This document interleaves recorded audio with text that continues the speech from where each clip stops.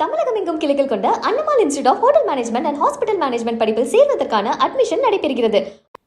நாமக்கல் மாவட்டம் கொசவம்பட்டி ஏரியில் 4 கோடி ரூபாயில் அமைக்கப்பட்ட நடைபாதை பராமரிப்பு இல்லாததால் சமூக விரோதிகளின் கூடாரமாக மாறியுள்ளது. இது குறித்து நமது செய்தியாளர் ராஜு வழங்கிய கூடுதல் தகவல்களை தற்போது பார்க்கலாம்.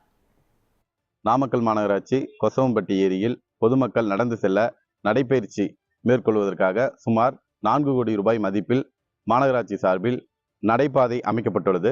இந்த பகுதியில் முறையாக பராமரிப்பு பணி இல்லாததால் மின் விளக்குகள் எரியவில்லை எனவும், நடந்து செல்லும் பாதை உள்ள கற்கள் பெயர்ந்து சிதிலமடைந்துள்ளதாகவும், மேலும் இந்த பகுதியில் போதிய பாதுகாப்பு இல்லாதனால் இங்கு நடைபயிற்சி மேற்கொள்ள வரும் பொதுமக்கள் அச்சத்திற்கு உள்ளாகுவதாக குற்றம் சாட்டியுள்ளனர். எனவே இந்த பகுதியில் பொதுமக்கள் தேவைக்காக குடிநீர் வசதி, கண்காணிப்பு கேமரா மற்றும் மாலை மற்றும் இரவு நேரங்களில் போலீசார் ரோந்து பணி மேற்கொள்ள வேண்டும் என கோரிக்கை விடுத்துள்ளனர். இது குறித்து இந்த பகுதி மக்களிடையே நாம் கேட்போம். நாமக்கல் மாநகராட்சி பகுதி சேந்தமங்கலம் சாலை பிரதான சாலையாகும். இந்த சாலை என்பது பிரதான சுற்றுலா தலமான கொல்லிமலைக்கு செல்கின்ற சாலை. மேலும் ரயில்வே ஜங்ஷன் உள்ளது.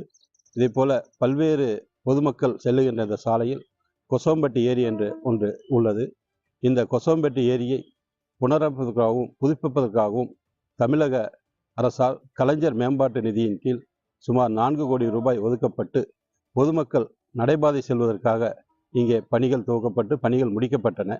ஆனால் தற்போது இன்று வரை அந்த பணிகள் முடிக்கப்பட்டிருந்தாலும் நடைபாதை செல்வதற்கு லாயக்கற்ற பகுதியாக உள்ளது. ஏனென்றால் இந்த பகுதியில் சமூக விரோத செயல்களும் சமூக விரோதிகளும் இங்கே இருந்து பல சமூக விரோத செயல்களில் ஈடுபட்டு வருகின்றனர். அதே போல இங்கே நடைபாதை செல்லும் பொழுது பொதுமக்களுக்கு அச்சமூட்டும் வகையில் விஷப்பூச்சிகளும் பாம்புகளும் இங்கே உலா வருகின்றன. எனவே உடனடியாக மாவட்ட நிர்வாகமும் தமிழக முதல்வர் அவர்களும் இந்த பிரச்சனையை கவனத்தில் எடுத்து பொதுமக்கள் முழு பயன்பாட்டிற்கு கொண்டு வர வேண்டும். அதே போல இந்த நடைபாதையில் அமைத்திருக்கின்ற மின் விளக்குகள் எப்பொழுதும் எரிவதில்லை. பெயரளவிலே இந்த மின் விளக்கு அமைக்கப்பட்டிருக்கின்றன. அதே போல நடைபாதை செல்லும் போது பொதுமக்களுக்கு ஏதாவது அசம்பாவிதம் ஏற்பட்டால், ஏதாவது பிரச்சனைகள் ஏற்பட்டால் குடிக்க தண்ணீர் கூட இல்லாத நிலை உள்ளது. மாவட்ட ஆட்சியர் அவர்கள் இந்த பகுதியில் உடனடியாக பார்வையிட வேண்டும். இந்த பாதுகாப்பற்ற சூழ்நிலையை பாதுகாப்பாக கொண்டு வருவதற்கு உடனடி நடவடிக்கை எடுக்க வேண்டும் என இந்த பொதுமக்கள் வாயிலாக நான் கேட்டுக்கொள்கிறேன்.